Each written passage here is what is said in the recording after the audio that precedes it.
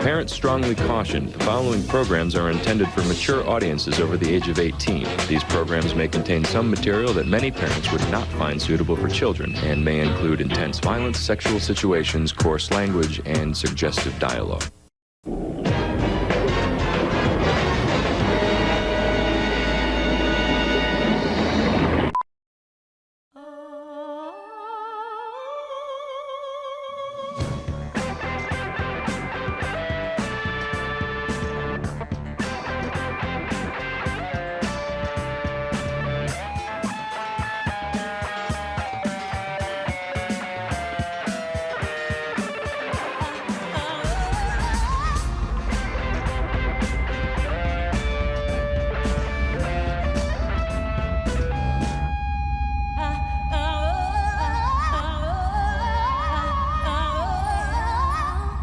Sup everyone, CBMF Productions here. Hope all you guys are doing well today. If you aren't, I hope you're not doing as bad as the film industry is right now.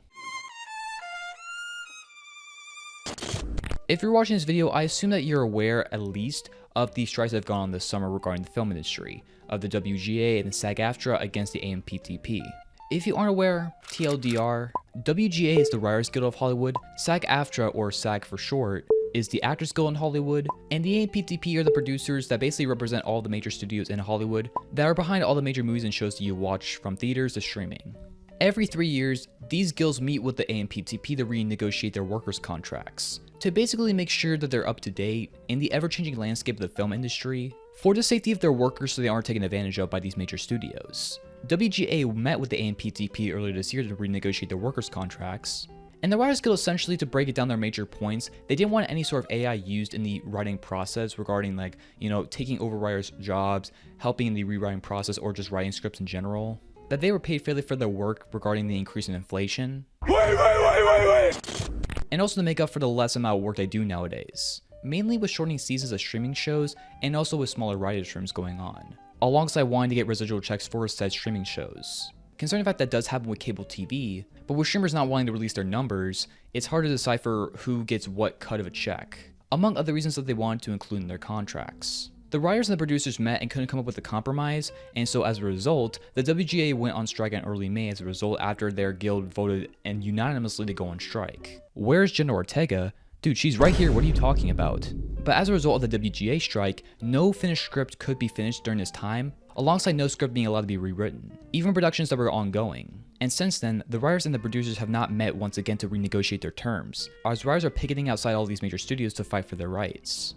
Shut up! Shut up! Hey, get out the pool! You don't look like a 21-year-old.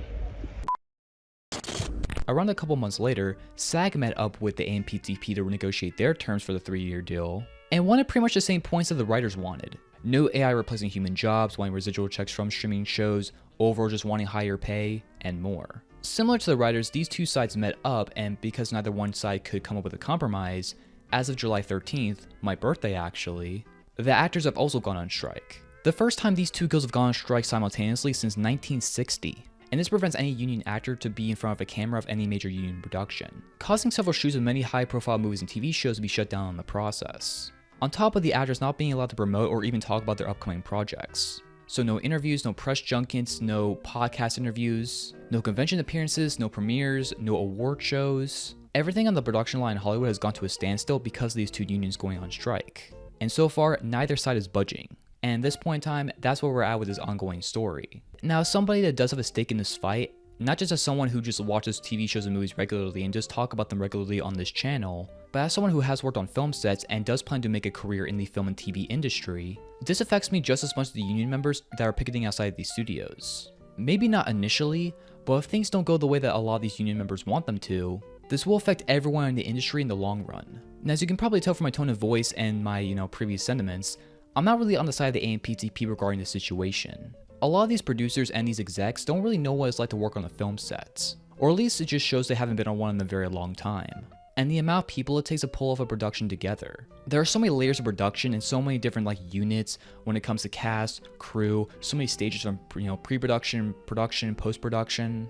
That it really does take a village to pull off any sort of production. Any film that's being released in theaters right now or any TV show that's on streaming took hundreds if not thousands of people to pull off together. And really just like the majority of viewers of these products don't really credit the thousands of people that it took to build this thing together of some of their favorite films and TV shows of all time, and rather just credit the main people that they see in front of the camera or just the director. And while those people certainly belong in those places and they certainly have major roles to play, don't forget those crew members that are on the side working just as hard. Except we're not really intending the premieres going in front of the camera. And when the goal of all these major studios is just to hire as few people as possible, just so they can cut costs and appease their investors on Wall Street, they don't understand that at a certain point, especially with streaming, things don't grow forever. They plateau more often than not. The producers want to pay these workers, even the main players like the actors and the writers, as little as possible just so they can save money. While also simultaneously making like $200 to $300 million blockbusters that won't even break even on a good day. I'm especially disgusted in the way that a lot of these execs and CEOs respond to this situation.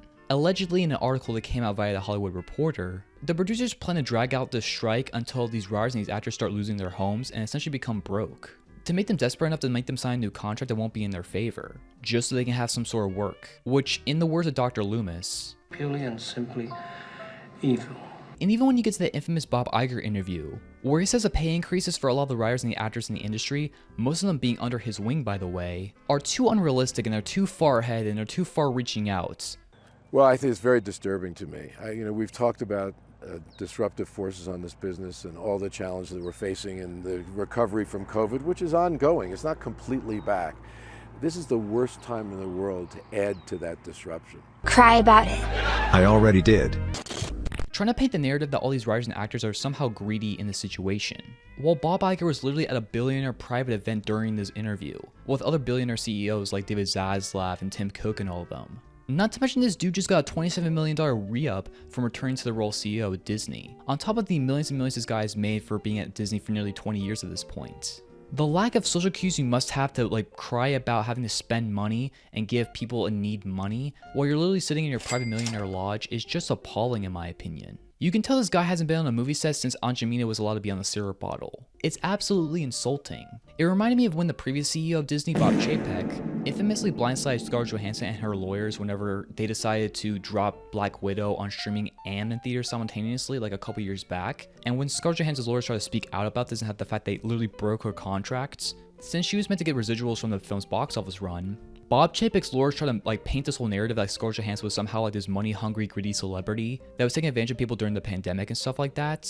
And all it did was make Disney look even worse as a result, and basically forcing him to pay Scarlett Johansson more, probably, than he would have had they just met face-to-face and just renegotiate their contracts. It really infuriates me when it's clear that these CEOs and execs are just not in touch with the public and have no sense of social cues, and just really reinforces the narrative that these people just are out of touch and just all so full of themselves. And especially when they're the ones crying about their studios suffering in the process of the strike, when they're the ones that made all the poor decisions during these past couple years during the pandemic that caused their studios to lose billions as a result. From how all these studios dumped all their eggs in one basket regarding the future of streaming in the wake of the pandemic, which at first was suitable and reasonable enough when a lot of the smaller movies went just straight to streaming, in an era where just everyone was in lockdown or people were just too afraid to go out into the public and go around other people in a movie theater. But the expectation that they're gonna grow to profitability just as much as Netflix from making their own streaming service, in an industry where it's very clear that these studios lose money more often than not by running these streaming services and keeping all the rights in some places. I mean, Netflix, the biggest streamer out there,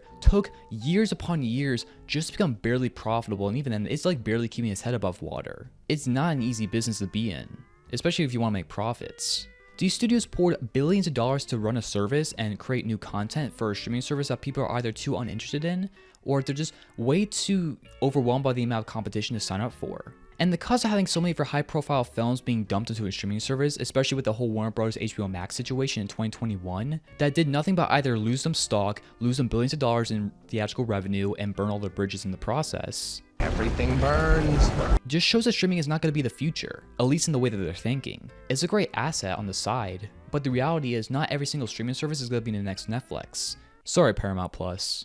And when these studios do decide to release films in theaters with a theatrical window, especially whenever Universal and AMC struck that deal a couple years back when it was only going to be 17 days before a film would be dropped on VOD if a film didn't make $50 million over its opening weekend, at least, It massively shortened the theatrical window that caused the rush to see these movies in theaters way less prevalent unless you had like a big anomaly like, Greatest Showman or Top Gun Maverick that had huge legs that lasted over months. They very much had that classic theatrical run back when movies were used to run for months on end back in like the 20th century. And that causes that rush of people going to see these big blockbuster films on its opening weekend to dwindle way less in the process because people know that these movies will be on streaming within a couple months.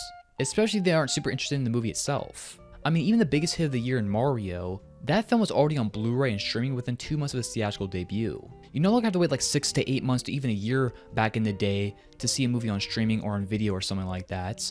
Unless you're like James Cameron with Avatar 2 or something of that scale. The increase in streaming as well as the theatrical window being shortened causes an increase of people just not wanting to go to the theaters and just rather just wait for a couple months to see these movies in the comfort of their own home.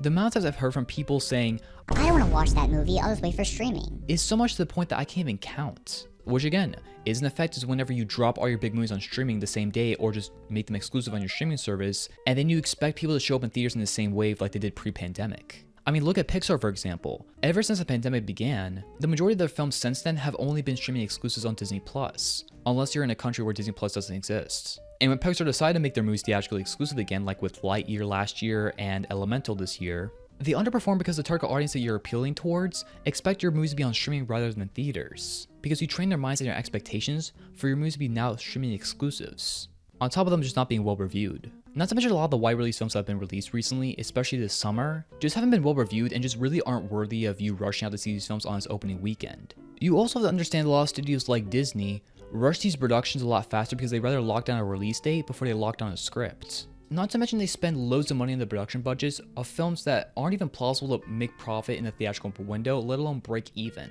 I get these summer blockbusters have to have huge budgets because they're blockbusters, but dropping $300 million reportedly on Indiana Jones 5 franchise really isn't that relevant to the Gen Z millennial crowd that mainly goes to the films nowadays, or at least are the ones that rush out to it. It's more so geared towards the Gen X crowd, the ones that grew up with the original trilogy. Which, I mean, listen, Top Gun Maverick made $1 billion because of that, but I mean, not every movie's Top Gun Maverick, I'm sorry. But that's not the only $300 million movie that came out this summer. You also had, $350 million being dropped for Fast X, a franchise that's suffering diminishing returns ever since Paul Walker left the franchise. Pixar dropping $200 million for Elemental, while a lot of these films recently have just been on streaming and also aren't really that well reviewed. Paramount dropping $200 million for Transformers, one of the most notoriously bad blockbuster franchises of all time, besides Bumblebee, which didn't really blow up the box office by any means. And don't even get me started on The Flash, because I already covered it in another video. When you combine the amount of money lost in streaming, undermining the theatrical market, and the films that you are putting in theaters aren't worthy of people going out to the theaters to see them opening weekend, but also blowing so much money into these movies expecting them to break $1 billion, it goes to show that the studio heads are the ones that dug themselves into their own financial pitfall. Not the writers, not the actors, not the crew members. They are the ones, because of their poor decision making and their poor business spending, have caused them to be in this low point to where they really should recognize the amount of people that are willing to put in the hard work to make these products for them. That more often than not, they're going to be the ones that are going to reap the most benefits from, financially, but also just not think about the mighty dollar. And realize the amount of people that are under their wings and realize that they really should treat them like human beings that should deserve to have a livable wage and deserve to live a good life. And not have to scrape and crawl just to get those benefits that most people in this industry have to do. And it's not like it's going to get much better for either side. With the strike going on and the summer slate about to be wrapped up, which this summer really wasn't that great for the studios overall. And as we head to August and September, I mean, those months are infamously ones that are just dead. They don't really release a whole lot of major films that blow up the box office. I mean, if films like Indiana Jones and The Flash and Elemental and Little Mermaid and Fast and Furious don't blow up the box office, don't expect Expendables 4 or Equalizer 3 or Blue Beetle 2. And it's sad to see these execs and these producers treat these writers and these actors like they just don't deserve a livable wage, like they're nothing. Despite they're the ones that put the blood, sweat, and tears into these products that these execs put these release dates on months before they're ready to go. And like I said before, these execs aren't the ones that are on the film sets. They're not the ones that are building the set and getting the actors together and, spending so many sleepless nights getting these shots together and trying to get everything done on their shot list in a single day. And the fact these execs just don't recognize that is very disheartening. But it's not surprising given their behavior and the fact they're not really going to let these writers stick out for themselves and rather let them starve on the street versus actually just giving them a livable wage. I do want to rest the assumption for all the people that aren't in the film knowledge or in the film industry, that all the people in the film industry, especially the actors, make millions off of every single project they're involved in. And that's just not the case. I mean, for every actor that's made it big in the industry, like a Ryan Reynolds or Jenna Ortega or Chris Hemsworth or Margot Robbie or what have you, that are able to live comfortably and can sit out this writer's strike for the next 3 to 6 months. For every celebrity you can think of, there's about 10,000 actors that are just struggling on the streets of Hollywood just to try and make it big in the industry, that are working just as hard as people working 9 to 5s. And despite saying earlier that I wish that more crew members got more credit for the films that are worked on versus just the actors getting credited for it, I've seen so many people complain that actors don't deserve to fight for their rights because they already get paid millions of dollars. It's complete baloney. Not every single actor is a celebrity. Mind you, those celebrities you can think of only make up 2% of SAGA members, which that union covers around 160,000 members. This fight isn't just about making sure that Robert Downey Jr. gets another $15 million to star in Dolittle 2 or something like that. The majority of actors that are in SAG and just in the film industry in general are people just trying to get by and people that are just trying to accomplish their dreams. And the same goes for the writers. This fight is about making sure that every single actor and writer has a chance of being in the industry and being able to make enough to live a comfortable life, and not being in the constant fear of having your job being replaced by an algorithm, which let's get into that. The whole proposal of several of these studio heads to have AI be involved in the writing process of it either replacing writers to write scripts or be involved in the rewriting process so they don't have to pay writers is completely asinine in my opinion. Based on the simple notion that AI isn't at the point in time where it can replace human beings and like replicate their mimics and the nuances and so many aspects of the script writing process that a human being brings to it. I mean, you can look at several videos on YouTube about people trying to use AI generated scripts using like ChatGPT and stuff like that don't even come close to the nuance and the complexity that it takes to write a script. The only thing that AI can do efficiently at the moment is having Quagmire sing Gold Digger, or having SpongeBob characters reenact Colin Ballinger's apology and stuff like that. Toxic gossip train! They can make funny memes, but they can't write a script on the level that even a mediocre writer can write. Mediocre? So it's kind of baffling to me that studio heads can think that they can replace human jobs when it comes to script writing, when AI can't even replicate the complexity it takes to write a script or even a teleplay. And the other AI proposal for actors is even more terrifying in my opinion. The reported proposal for several of these studio heads through the AMPTP, which essentially consists of all background actors and extras that make up a good chunk of SAG's members, will get hired by production, whether it be Marvel or Disney or Warner Brothers, something like that, and by not having to pay them to be on multiple days on sets, will essentially put them like in this camera sphere where they would get photographed like a billion times with different cameras, scanning their entire face and likeness, will be able to be defaked in this project, and the studio would own this person's likeness. Like say you went in to get your face scanned and stuff like that for like a Paramount movie, Paramount by the clause of this proposal will essentially own your likeness and you would be able to be plastered and defaked onto any single project that any of these studios would like, and they would own your likeness in perpetuity forever, essentially killing and cutting off the entire industry of background actors and extras. And these people will only get paid for one day's work and not be given compensation for any sort of use of their likeness for any sort of future projects that they're reportedly involved in. Make them real life NPCs, more so than those TikTok streams that have come out. I have a huge issue with this. Not only in the obvious issue that you shouldn't own somebody's likeness in perpetuity forever, and having the ability to defake them in any sort of project you would like without any sort of compensation or credit to their name is just kind of terrifying in my opinion. But the whole notion of these studio heads taking these people's roles away as background actors and extras, which doesn't seem huge on the surface, but people don't really forget if you are in the film industry that a background actor is the easiest way to become an actor in the film industry if you would like to pursue that. As an extra or background actor, you can learn how a film set works by being on that set, and you can learn the ways of like working with other actors and kind of being able to fine-tune your craft in a way that I think is like the most useful way to do it besides working with an acting teacher. And as someone who has been on film sets and has been an extra myself, there are so many people that have just taken off work and paused their lives just so they can like appear as an extra or background role in a student short film for free, just so they can have that experience and have their name put on a film and have that on their resume. Not to mention learning from other actors on set as well. These are a good chunk of the working actors that are in Hollywood, both union and non-union. And without getting the chance to be an extra or background actor on sets, it causes the already heated and competitive film industry that much more harder to break into when you take away less roles. All because of the mighty dollar and because these studios want to cut costs, but also blowing $300 million on a movie that won't even make its money back in the theatrical window. And it might not seem significant to have background actors be replaced, but that's only the beginning if this goes well. It will start taking over, supporting actors and possibly even main actors being defaked in. I mean, we talked about with Indiana Jones that it's starting to become more and more prevalent, more than just like the de-aging type of thing. This will eliminate a lot of people's jobs. And I encourage you, please spread the awareness of these strikes as much as you possibly can, especially those who are unaware of the strikes so far. Because the sad thing is, if you aren't really in the news about it, it really won't affect you that much as a consumer. So far. All the films and shows that are slated to come out for the remainder of the year, as well as like an early part of next year, they've already been like shot and completed long ago, or at least are in the midst of post-production. So they really won't be affected by the strike, but it's reported that these strikes might last up from 3 to even 6 months. So although you won't see any delays for any major movies or shows coming out this year, by this time next year, if it takes up to 6 months for people to get back to work, around this time next year, there won't really be a whole lot of movies and shows coming out. It will basically be like a drought of content as if we're like in another pandemic. Because although several of these projects have already been delayed because of the strikes, it's only going to get worse from here. And above all, I really do hope these writers and these actors are able to outpace the studios in this situation, to where these studios bleed enough money because of the underperformance of a lot of the summer blockbusters this year, to the point where they have to give these people livable wages and give them, somewhat reasonable terms. At the very least, because although the studios aren't doing the best, the individual execs are the ones that have the big enough pockets to where they can easily last through the strikes, and not really be affected and still live a comfortable life. But a lot of the writers and actors on these streets picketing outside, they can't. They don't have the same opportunities. Especially in an industry where it's already tough to build a stable income from, jumping from gig to gig. I just don't want all this fighting, all the picketing, and all the months of no work just to lead off with these overlord studio heads winning in the very end. And just really leading to nothing changing. Support these people in any way you can possibly can. Even if you are in the film industry and you're just a consumer of media content, the people that make your favorite movies and shows right now deserve to live a good life. And that shouldn't be underestimated. I will link the WGA strike website down in the description as well as a pinned comment down below, so you can support these people in any way and give them the ammunition they need to fight against the studio heads. I don't mean physical ammunition, we're not starting World War III just yet. But anyways, I think I'll end the video here. So if you enjoyed the video, please like, share, comment, and subscribe for more content.